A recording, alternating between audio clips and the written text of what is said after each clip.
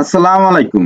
আজকের ভিডিওতে দেখাবো কিভাবে গর্ভবতী ভাতার আবেদন করতে হয় কিভাবে এবং আবেদনের জন্য কি কি কাগজ প্রয়োজন। এজন্য আপনি ব্রাউজারে গিয়ে সার্চ করবেন মহিলা বিষয়ক অধিদপ্তর। প্রথম যে ওয়েবসাইটটি আসবে এই ওয়েবসাইটে ভিজিট করতে হবে। তার আগে সরকারি যে কার্ড অর্থাৎ প্রেগন্যান্সি রিপোর্টের যে কার্ড দেয় এই কার্ডটি আগে স্ক্যান করে নিতে হবে। 2 পিট স্ক্যান করে একসাথে অ্যাটাচ করতে হবে এবং একটা সিগনেচার স্ক্যান করে নিতে হবে।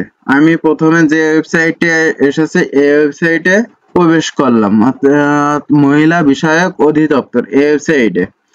আসার পর নিচের দিকে মা ও শিশু বিষয়ক এখানে আসব। আসার পরে লগইন করতে আমাকে ইউজার আইডি এবং পাসওয়ার্ড দিয়ে লগইন করতে হবে। এরপরে নিচে ক্যাপচা একটা ক্যাপচাটা পূরণ করে লগইন দিচ্ছে। দেখুন আমি লগইন দিয়েছি।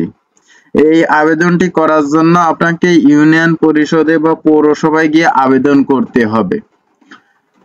আমি আবেদনে ক্লিক করতেছি।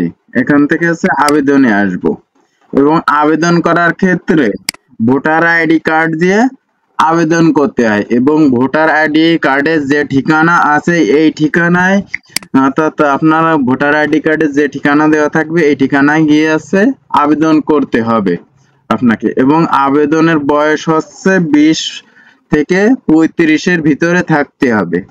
প্রথমে আপনি এখানে ভোটার আইডি নাম্বার এবং জন্ম তারিখ দিবেন, দিলে সব তথ্য চলে আসবে। তারপর স্বামীর নাম যদি না থাকে তাহলে লিখে দেবেন। তারপর যে নামে পরিচিত এই জায়গায় সেই নামটি দিয়ে দিবেন। তারপরে জন্মস্থান, ধর্ম, মোবাইল নাম্বার, শিক্ষাগত যোগ্যতা, রক্তের গ্রুপ, বৈবাহিক অবস্থা বিবাহিত দিয়ে দিবেন এবং কোনো ভাতাভোগী কিনা তাহলে এই জায়গায় যদি থাকে তাহলে টিক দিয়ে দেবেন, না হলে টিক দিবেন না। তারপর আমি আসবো ওয়ার্ড নং, কত নং ওয়ার্ডের আওতায় সেটা সিলেক্ট করে দেব। তারপরে গ্রাম, তারপর পোস্ট কোড এখানে লিখে দেব। লিখে দেওয়ার পরে যদি স্থায়ী ঠিকানা একই হয় তাহলে টিক দিয়ে দেব। তারপরে আপনার গৃহস্থ মালিকানা ব্যবহৃত কত শতাংশ জমি এটা সিলেক্ট করে দেব। খানা প্রধানের পেশা সিলেক্ট করে দেব। তারপর বাড়ির স্বামীর মাসিক আয় কত, এইগুলো যে তথ্যগুলো আছে এইগুলো সিলেক্ট করে দেব। হ্যাঁ বা না দিতে হবে, এগুলো দিয়ে দেবেন। তারপর আপনার বাড়ি প্রধান শোবার ঘর কিসের এটা সিলেক্ট করে দিবেন। এই জায়গা অন্যান্য আছে ওটা দিতে হবে। তার প্রতিবন্ধী আছে কিনা কেউ, যদি না থাকে কেউ না দিবে। এরপরে গর্ভধারণ ক্রম, অর্থাৎ প্রথম সন্তান এবং দ্বিতীয় সন্তান হলে আবেদন করতে পারবেন, তাছাড়া করতে পারবেন না। এই জায়গা আপনাকে কত সপ্তাহ হয়েছে সেটা লিখে দিতে হবে। গর্ভধারণে কত সপ্তাহ সেটা সিলেক্ট করে দিতে হবে। তারপরে পেমেন্ট তথ্য। পেমেন্ট তথ্য থেকে আপনি মোবাইল ব্যাংকিং দিতে পারেন।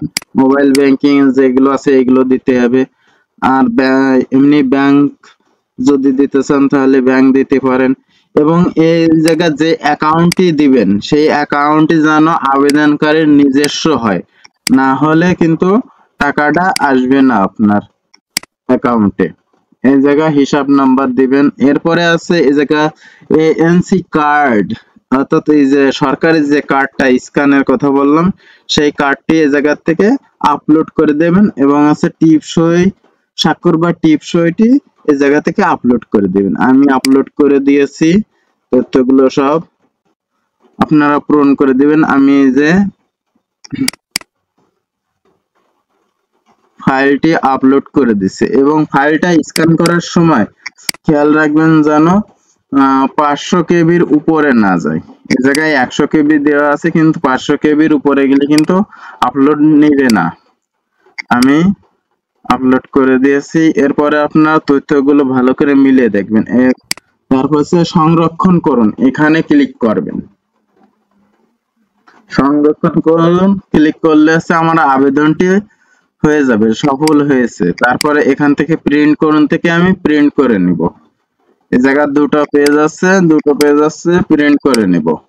আপনারাও এটা প্রিন্ট করে নেবেন।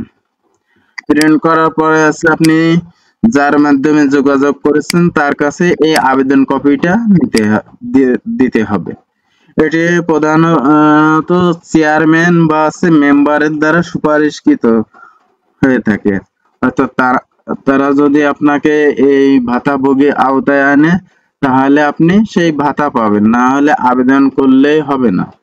আপনাকে সমাজসেবা অর্থাৎ এটা আছে মহিলা বিষয়ক অধিদপ্তর পর্যন্ত সুপারিশ থাকতে হবে। ভিডিওটি এ পর্যন্তই। আরো নতুন নতুন ভিডিও পেতে আমাদের চ্যানেল সাবস্ক্রাইব করে সাথেই থাকবেন। আল্লাহ হাফেজ।